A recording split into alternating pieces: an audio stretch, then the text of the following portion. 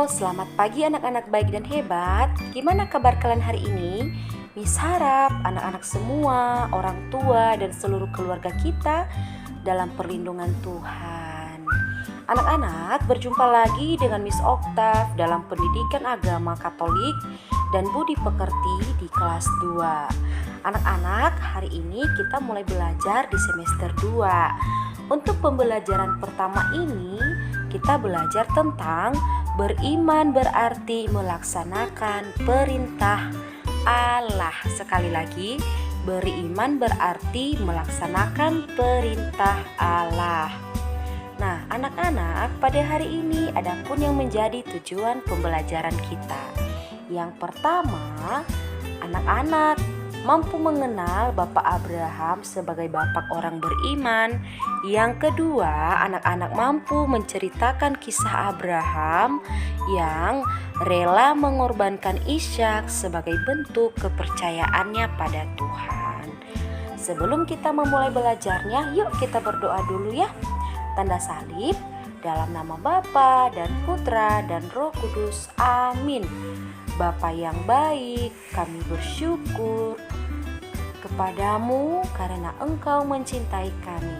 Bantulah kami agar selalu taat pada perintah-Mu. Amin.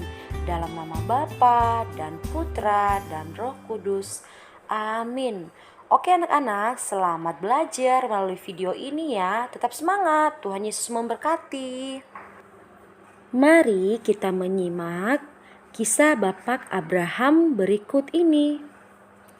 Ujian Bapak Abraham dari kitab Kejadian bab 22 ayat 1 sampai dengan ayat ke-19.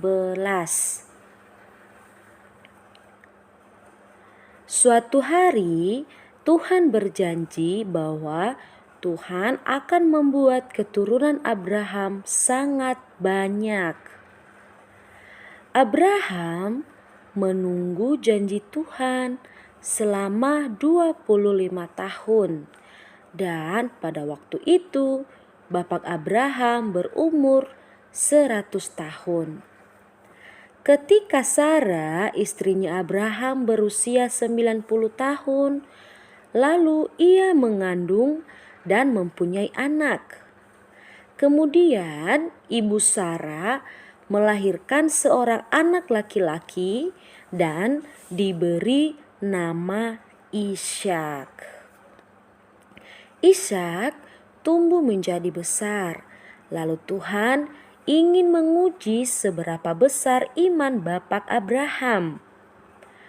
Bapak Abraham dan anaknya Ishak pergi ke atas gunung Moria untuk membakar persembahan. Ishak bertanya kepada Bapak Abraham. Dia bertanya di mana anak domba yang akan dibakar. Abraham menjawab, Allah menyediakannya. Kemudian Bapak Abraham menaruh kayu api. Lalu Ishak diikat dan ditaruh di atas mezbah. Ishak tahu bahwa tidak ada anak domba, tetapi dirinya lah yang akan dikorbankan. Ishak hanya diam saja. Bapak Abraham mengulurkan tangannya, lalu ia mengambil pisau untuk mengorbankan anaknya. Ketika dia mau mengorbankan anaknya, tiba-tiba Tuhan berseru, Abraham, Abraham, jangan korbankan anak itu. Tuhan berkata bahwa ia hanya ingin mengetahui apakah Abraham mentaati Tuhan atau tidak. Abraham sangat senang karena Ishak selamat. Lalu Bapak Abraham melepaskan tali yang mengikat Ishak.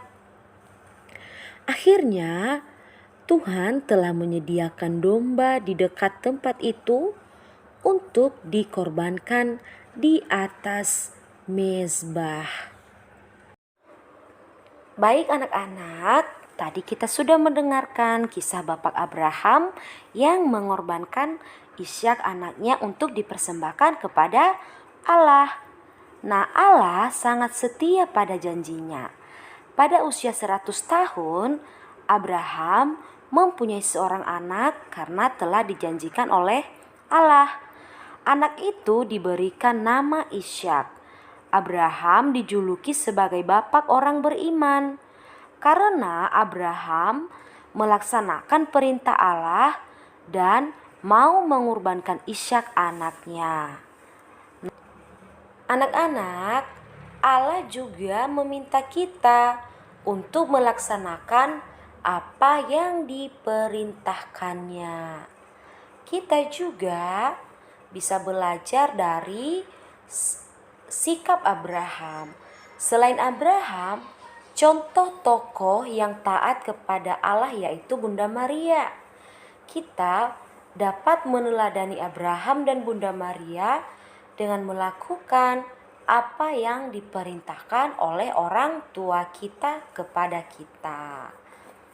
Anak-anak, sebagai bahan evaluasi dan tugas anak-anak adalah jawablah pertanyaan berikut ini.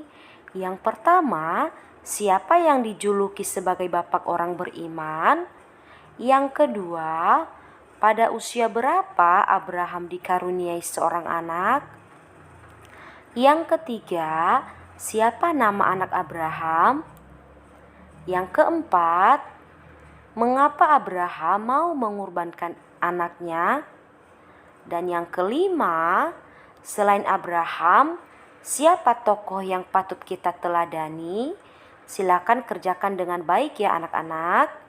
Mari kita tutup pembelajaran ini dengan berdoa. Dalam nama Bapa dan Putra dan Roh Kudus. Amin. Allah Bapa yang Maha Baik, kami bersyukur kepadamu karena Engkau telah memanggil Abraham sebagai teladan iman kami. Bantulah kami agar dapat meneladani mereka dalam melaksanakan kehendak-Mu. Dalam nama Bapa dan Putra dan Roh Kudus. Amin. Oke anak-anak, pelajaran kita hari ini sudah selesai. Terima kasih, tugasnya dikerjakan dengan baik. Tuhan Yesus memberkati. Sampai jumpa.